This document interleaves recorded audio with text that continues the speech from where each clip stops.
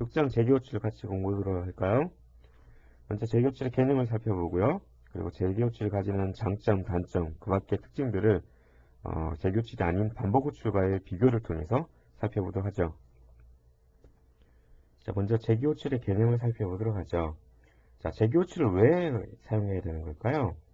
자, 재기호출의 어떤 그 필요성을 설명드리기 위해서 먼저 분할 정보 얘기를 잠깐 드리겠습니다. 아래 그림을 보시자면 큰 정사각형의 도형이 하나 있죠. 이걸 우리가 해결해야 될 한 문제라고 생각해 봅시다. 이 문제를 직접 해결하려고 보니까 너무 어렵다는 거죠. 그래서 어떻게 하냐면 좀 더 쉽게 해결하기 위해서 같은 모양의 좀 더 크기가 작아진 작은 문제들로 쪼개는 거죠. 분할한 거죠. 하지만 여전히 어려우니까 더 잘게 쪼갰습니다. 더 잘게 쪼개서 결국은 더 이상 쪼갤 수 없는 작은 단계에 이르기까지 쪼개는 거죠.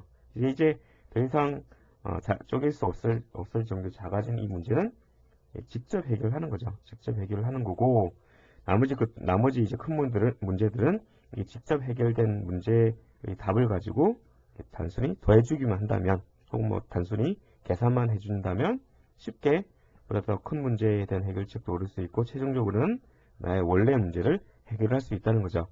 자, 이런 접근 방법을 재기적 접근방법이라고 합니다. 왜 재기적 접근 방법이냐? 문제를 쪼갰는데요. 쪼갰다는 측면에서는 분할 정복이지만 쪼갰는데 같은 모양이죠. 같은 모양이고, 근데 어떻게 해요? 크기는 좀 더 작아졌죠. 크기는 좀 더 작아졌습니다. 자, 여기서 이 같은 모양이는 것, 이 같은 모양이는 것에서 바로 자기 자신을 호출했다는 게 되겠죠. 자, 이게 바로 재기호출의 핵심적인 개념을 할 수가 있겠습니다. 자, 그러면 이런 자기 자신을 직접 호출하는 샘플꼴을 보자면 이런 게 될 수 있겠죠. A라는 함수 내부에서 또 자기 자신을 호출하는 거죠. 하지만 크기는 좀 더 작아야 된다고 그랬죠. 따라서 원래 입력값으로 width를 받았다면 자 2분의 1로 줄어들었죠. width가 2분의 width가 되겠죠. 하지만 이런 식으로만 한다면 무한 루프에 빠질 수 있겠죠. 그래서 종료 조건이 들어가야겠죠. 어떤 종료 조건이죠? 만약에 width가 1이다. 그러면 그냥 리턴하는 거죠. 단순히 넓이를 구하는 함수라 그러면 뭐 1을 리턴하는 거고, 그렇지 않으면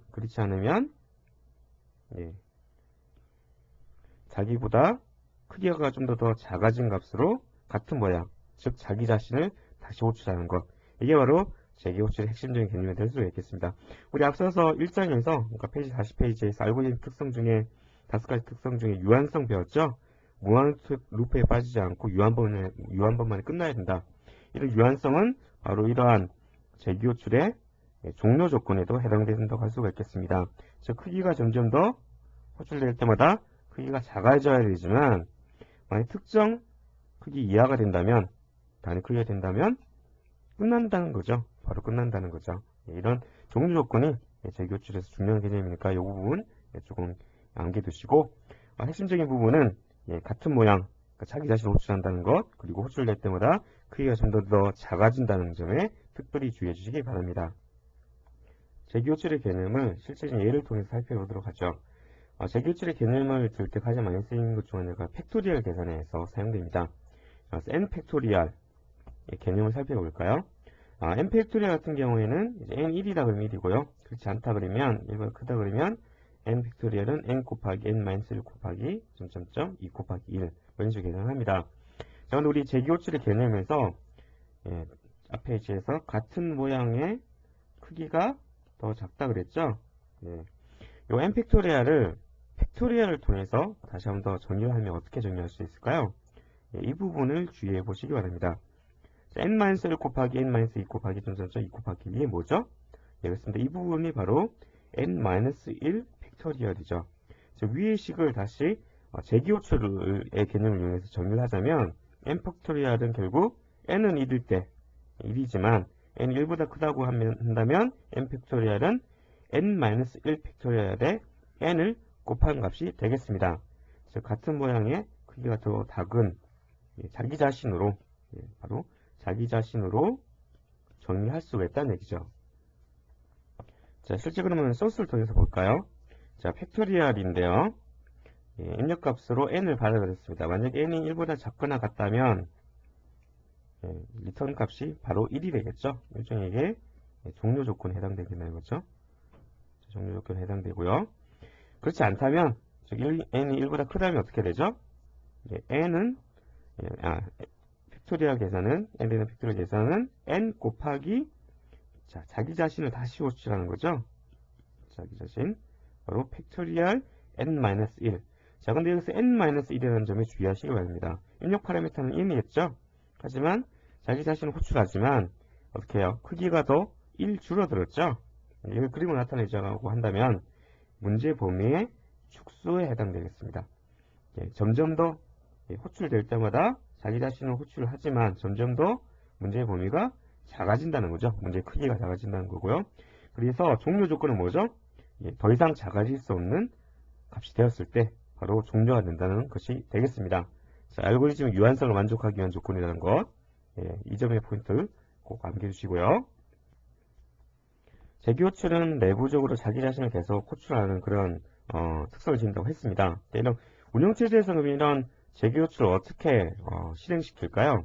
핵심은 바로 운영체제에서 관리하는 스택이라는 자료 구조가 있습니다. 자, 스택은 리포의 특징을 가지고 있죠. 가장 나중에 들어온 녀석이 가장 먼저 나가는 리포의 특성을 지니고 있고요. 자, 그리고 함수가 호출될 때마다 함수별로 활성화 레코드라는 것이 생성됩니다. 활성화 레코드는 뭐냐면 함수로에게 전달되는 그런 변수라든지 여러 가지 관련된 운영체계상의 어떤 여러 가지 정보가 저장된 게 바로 활성화 레코드인데요. 이 활성화 레코드 정보가 각 함수별로 생성된 활성화 레코드 정보가 스택에 푸시가 되게 되겠습니다. 자, 우리 앞서서 팩토리얼 3이라는 함수가 처음에 시행이 됐다고 해봅시다. 그럴 경우에 이 함수가 활성화 레코드에 푸시가 되죠. 그런데 내부적으로 팩토리 2, 자기 자신을 다시 호출하죠. 그러면 팩토리 2가 다시 이렇게 스택에 푸시가 되겠죠.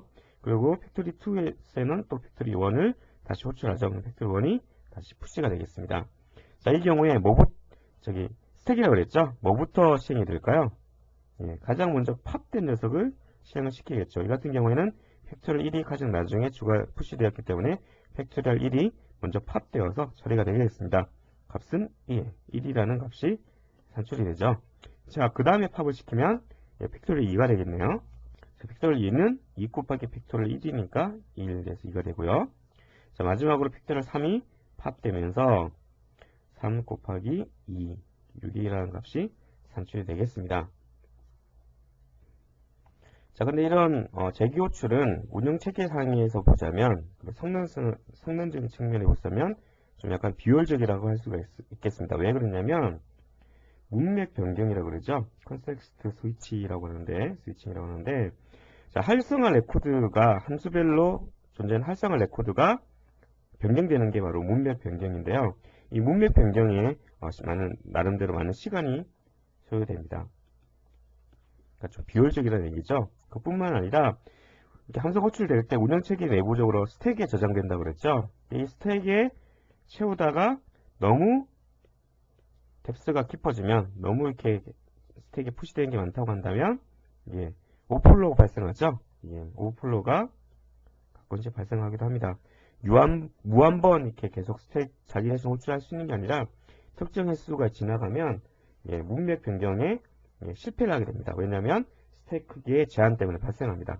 즉 메모리상의 문제도 약간 존재하고 또 시간상의 존재하기 때문에 재기 호출은 어떤 면에서 보자면 좀 비효율적인 면이 존재합니다. 이런 재기 호출의 어떤 단점 혹은 장점은 우리 다음 슬라이드에서 또 살펴보도록 하죠. 재기 호출과 비교되는 일반적인 구현 방식을 반복 호출이라고 합니다. 포문이라든지 와일문 등을 이용해서 구현을 하죠. 이런 거는 보통 반복 호출이라고 하고요. 재기 호출은 앞서서 말씀드린 것처럼 자기 자신을 호출하는 방식인데 이런 재기 호출이 일반적인 반복 호출과 비해서 가지는 장점은 명확합니다. 뭐냐면 간결성입니다. 알고리즘의 간결성 혹은 명확성이죠. 무슨 얘기냐면 알고리즘을 비교적 쉽고 간단하게 구현할 수 있다. 그게 장점이 되겠습니다. 그럼 실제로 이런 장점이 어떻게 되는지 구체적인 예를 통해서 살펴보기도 하고요. 다음 장에. 이제 단점은 뭐냐면 우리 앞 슬라이드에서 배웠죠. 예, 활성화 레코드 사이에 어떤 문맥 변경이 필요하기 때문에 시간이 좀 오래 걸리고요. 그리고 메모리의 한계가 발생할 수 있다. 여기서 말하는 메모리라는 것은 운영체계상의 시스템상의 스택과 관련된 것이었죠. 따라서 실행간 메모리, 즉 어떤 비효율적인 측면이 단점이 되겠습니다. 반복 호출의 그런 장단점은 어떻게 될까요? 반복 호출은 재기 호출과 정반대가 되겠죠. 장점이라고 한다면 시간 소요가 적고 메모리도 상대적으로 작게 쓴다는 장점이 있고요.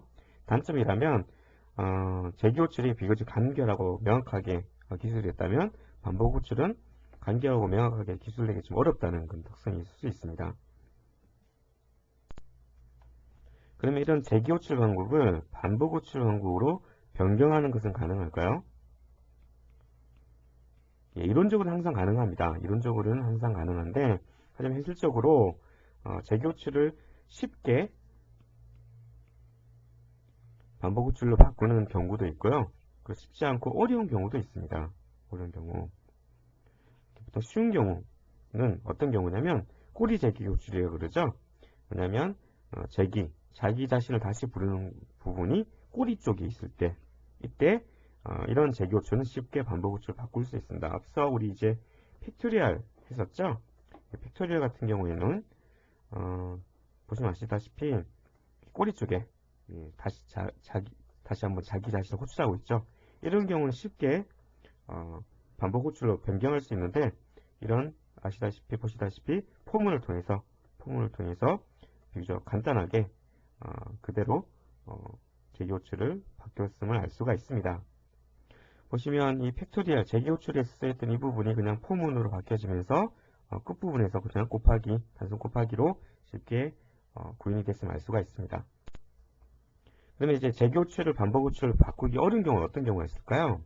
어려운 경우는 우리 다음 장에 트리의 어떤 순위라는 이런 부분에 있어서 어렵게 바뀌어진 경우가 어떤지 구체적으로 살펴보도록 하죠. 우리는 앞 슬라이드에서 재기 호출의 성능이 반복 호출의 성능보다 떨어진다는 것을 배웠죠. 반복 호출의 성능은 재기 호출의 성능보다 우수하다. 하지만 이번 슬라이드에서는 월등히 우수한 경우를 살펴보도록 하겠습니다. 월등히 뛰어나다는 말의 의미는 뭐냐면 특정 크기 이상으로 크기가 늘어날 경우에 도저히 재기 호출을 사용할 수 없을 정도로 재기 호출의 성능이 떨어지는 그런 문제의 경우입니다. 가장 대표적인 게 바로 피보나치 수열의 문제입니다. 자, 피보나치 수열의 정의는 이와 같은데요. F5가 피보나치 약자죠. 만약 n을 입력하도록 받아서 만약 n이 0이면 0이고 n이 1이면 1 이보다 크거나 같으면 피보나치 n-1과 n-2를 더한 거죠. 그래서 피보나치 수열의 2는 얼마일까요? 앞에 정리에 의해서 피보나치 n-1이니까 1이죠. 더하기 피보나치 0이네요. 자, 그러면 피보나치 1은 1이고 0은 0이라고 했으니까 이 값은 1이 되겠네요. 자, 하나만 더 해볼까요? 피보나치 3은요?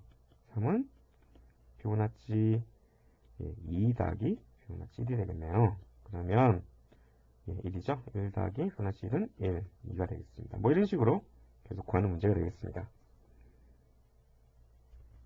자, 이러한 피보나치 수열을 재기 호출을 통해서 구현해 볼까요? 자, 이거 보면 아시겠지만 재기 호출을 통해서 피보나치 구했을 경우에 한눈에 봐도 직관적으로 쉽게 구현됐음을 알 수가 있습니다. 앞서 알고 계시는 피보나치 수열의 정의를 그대로 이용했죠. 만약에 n 값이 입력 파라미터 전답은 n 값이 0이면 0이고 1이면 1이죠. 그렇지 않다 그러면 피보나치 수열은 n-1 더하기 피보나치 n-2로 구한다. 이렇게 한다는 거죠. 내부적으로 두 개의 자기 자신을 호출한 그런 구조가 되겠습니다. 자, 근데 이런 피보나치 수열을 재기 호출을 통해서 구현하면 심각한 성능상의 문제가 발생을 합니다. 예를 들어 볼까요? 자, 피보나치 수열 6을 구하기 위해서 피보나치 수열 값 5는 몇 번 호출되나요? 이 그래프상에 보시면 아시겠지만 이 트리에서 보시면 아시다시피 한 번만 호출되죠. 하지만 피보나치 수열 4인 경우에는 이렇게 두 번 호출됩니다. 두 번. 두 번 중에 한 번은 어떻게 보면 불필요한 한 번이죠. 왜냐면 한 번 구했는데 구한 걸 또 구해야 되잖아요. 그렇죠? 그뿐만이 아닙니다. 피곤의 시설 값 3은 얼마죠? 3번 호출되네요. 자, 3번이니까 몇 번의 호출이 낭비되는 거죠? 2번의 호출이 낭비됨을 알 수가 있습니다. 자, 결국 피곤의 시설율을 구하기 위해서 이렇게 많은 피곤의 수열, 재기 호출의 그 호출이 발생하는데 이 중에 상당수가 불필요한 중복 호출이라는 거죠. 이런 중복 호출은 n의 크기가 증가함에 따라서 2의 n승, 지수적으로 증가한다는 아주 시간 복잡도적인 측면에서 아주 효율이 아주 떨어지는 그런 특성이 있습니다. 예를 들어 볼까요? 밑에 그림을 봅시다. 만약에 당장 한 64 정도만, 한 30 정도만 되어도 몇 번이죠? 30 정도만 돼도 대략 한 300만 정도, 300만 번 정도 호출이 발생하기 때문에 도저히 실시간으로 좀 쓰기에 상당히 부담스러운, 쓰기 힘든 그런 특성을 지니고 있습니다. 자, 이에 비해서 반복 호출을 이용하면요. 반복 호출을 이용하면 시간 복잡도가 5의 n이 되겠습니다. 이 피브 언더바 이터 이 함수는 피보나치 수열을 반복 호출을 통해서 구하는 방법인데요. 보시면 아시다시피 폼은 한 번을 통해서 2부터 n까지 해서 합을 구했으면 알 수가 있습니다. 자, 대신에 반복 호출에 가진 단점이 뭐죠? 도저히 소스만 봐서 이게 직관적으로 봐서 피보나치 수열을 구현한 건지 아닌지 알 수가 없죠.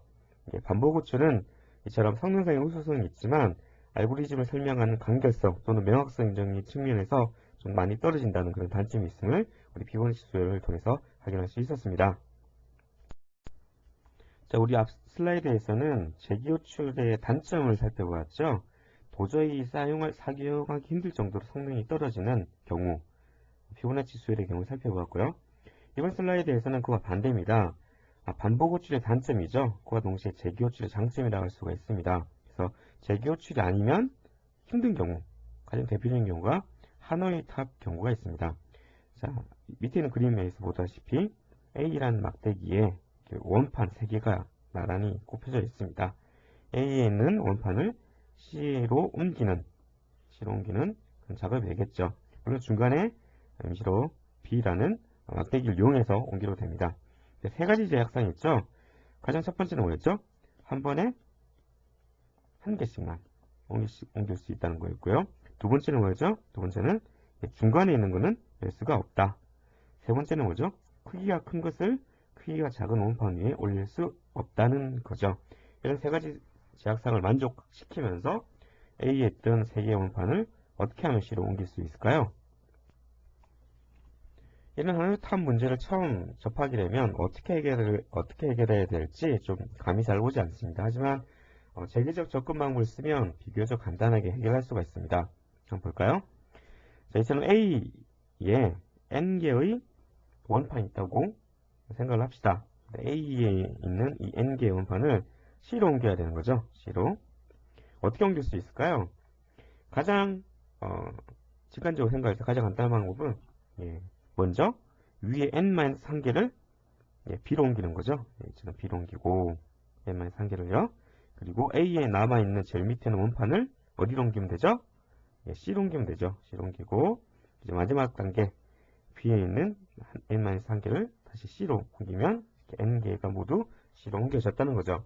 자, 이걸 수도코드를 통해서 나타내면 다음과 같습니다. 자, n개 원판을 from 우리 같은 경우 A죠. A에서 to C로 옮긴다. 중간에 B가 있는 거죠. 막대에 B가 있는 것이고요. 만약 옮겨야 될 원판이 하나다. 그러면 심플하죠. from에서 to로 원판을 옮기면 되는 거죠. 만약 그렇지 않다면 n이 2보다 크거나 같다면 어떻게 해야 되죠? 먼저 from A의 맨 밑에 있는 원판을 제외한 나머지 원판들 몇 개죠? 그러니까 여기 있는 n-1개 n-1개 원판을 B로 옮기는 거죠. n-1개 원판을 B로 옮긴다. 자, 그럼 두 번째 스텝. 프롬에 있는 나머지 맨 밑에 한 개 원판을 2로 옮긴다. 요거죠. A 막대기에 있던 제일 밑에 있던 원판을 C로 옮기는 거죠. 자, 마지막 3단계. B 템프에 있던 n-1개를 다시 C로 옮기면 이 원판을 n-1개를 실어옮기면 되는 거죠. 자, 근데 여기서 우리가 주의할 사항이 하나 있습니다. 뭐냐면 스텝 1과 스텝 3에 있던 이 단계가 알고 보니 동일한 타입의 문제라는 거죠. 무슨 얘기냐면 스텝 1은 뭐였죠? 자, from에 있는 A에 있는 n-1개의 원판을 템프로 옮기는 거죠. 즉 하노이 언더바 타워 n-1개를 from A에서 템프 B로 옮긴다는 거죠. 이때 템프로 쓰일 수 있는 것은 2가 되겠죠. C가 되겠죠. 자, 그리고 스텝 3에 있던 것도 뭐죠? 템프에 있는 n-1개의 원판을 B에 있던 거죠. 2, C로 옮기는 거죠. 즉 n-1개를 템프에서 템프가 B죠. 템프에서 2, C로 옮긴다. 이 경우 이제 프롬이 A가 일종의 그 템프 역할을 하게 되는 거죠. 자, 이처럼 재기적 정보 공간을 이용하게 되면 문제를 풀이하는 그 과정을 적는 기술하는 것만으로도 벌써 문제가 해결됐음을 알 수가 있습니다. 즉 하노이 탑 문제가 반복 호출을 사용했다면 어떻게 해야 될지 어떻게 해결돼야 할지 감이 잘 안 오죠. 하지만 이것을 재기 호출을 통해서 재기적 접근 방법을 이용해서 기술하면 이처럼 손쉽게 문제가 해결됐음을 알 수가 있습니다. 우리 이 문장에서 재기 호출의 개념을 먼저 살펴봤습니다. 재기 호출은 자기 자신을 호출하는 거였죠. 호출될 때 문제의 크기는 점점 작아져야 된다는 얘기를 했었죠. 그리고 종료 조건이 있었죠. 그래서 더 이상 쪼갤 수 없을 정도로 작아졌을 때 문제를 해결한다. 종료된다. 그래서 종료 조건이 있었습니다. 자, 그리고 재기 호출과 반복 호출을 비교해서 재기 호출이 가지는 장점은 알고리즘을 간략하고 명확하게 기술할 수 있다는 장점이 있고요. 단점은 어떤 단점이 있었죠? 시간이 좀 더 오래 걸리고 그리고 메모리가 좀 더 필요하다. 특별히 운영체계상의 OS상의 시스템 스택을 이용하기 때문에 스택 오버플로우가 발생할 가능성도 있다는 점, 그 점 주의하시고요. 따라서 일반적으로 문제를 처음 해결할 때는 재기 호출을 썼다가 어느 정도 문제 해결 방법이 안정화되었다 그러면 재기 호출을 반복 호출로 변경해서 반복 호출을 통해서 이용하는 것을 많이 이용합니다. 즉 운영될 때 실제 시스템이 여러분이 개발한 시스템 운영될 때는 반복 호출 기법을 많이 이용한다는 점, 이 점 주의하시기 바랍니다.